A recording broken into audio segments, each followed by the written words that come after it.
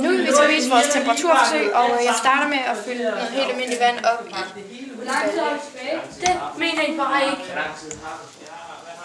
Nej, det er pakket sammen. Og nu har vi så fået fyldt baljen op med vand. Og så skal du selvfølgelig i fryseren for at fryse det i, så der kunne du simpelthen bare lige fryse det.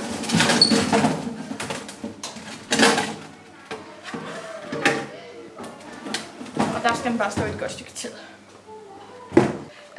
Og nu har vi fået den her isklump, den er færdig, stor og rund, som baljen vi lavede. Og nu lægger vi så sådan et klud og et væskestykke over, og så skal vi så hamre den til små stykker. Og det vil Marie gå i gang med nu.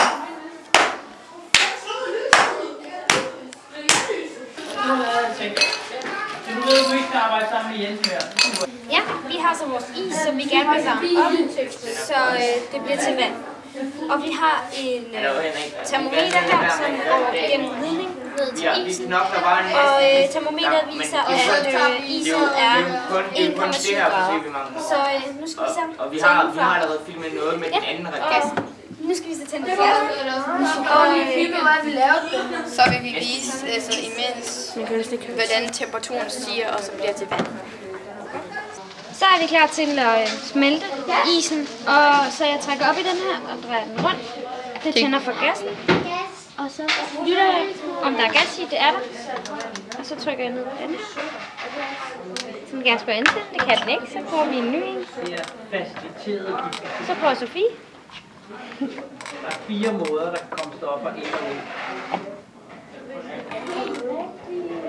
Det er ikke det der billede, vi snakkede om. Sådan. Der. Og så holder vi øje med temperaturen her, imens hvor hurtigt det smelter.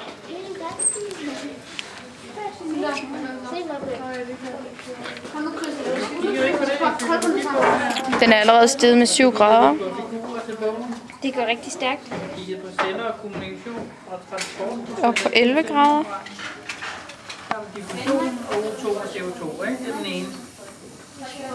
Det her, det viser, at det viser, at temperaturen stiger nu allerede til 25 grader. Det kræver nogle specielle kanaler til membranen, hvor du kan få salt og vand ind og ud. Så har vi noget, der hedder faciliteret diffusion. Det er aminosyre. Der er allerede kommet lidt vand ned i bunden.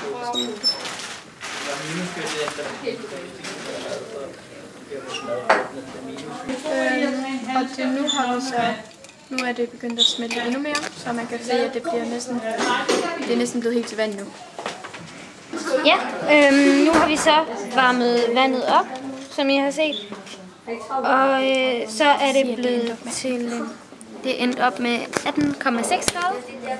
Og isen er blevet til vand. Nu vil jeg så forklare teorien bag vores temperaturforsøg, som jo handler om at få is lavet om til vand. Vand, vind og luft indeholder tusinder eller faktisk millioner af molekyler. Så inde i denne isklump, som vi startede med, lå der altså flere millioner af molekyler. Molekylerne blev, eller for at isklumpen her kunne blive holdt fast i den form, den var, lå der en hel masse andre kræfter uden for molekylerne, som holdt den her isklump formen. Da vi så begyndte at varme isklumpen op med vores bunsenbrænder, ville molekylerne altså rigtig gerne løsne sig fra deres bestemte sted, hvor de havde ligget. Så til sidst blev det altså til vand. Og det er simpelthen fordi, at jo mere varme der kom, jo større blev molekylernes udsving. Så det vi gjorde var simpelthen bare at stille et stativ op, en bunsenbrænder og vores glas med is. Så begyndte vi lige så stille og roligt at få bunsenbrænderen til at varme isen op, og det endte så med at blive til vand.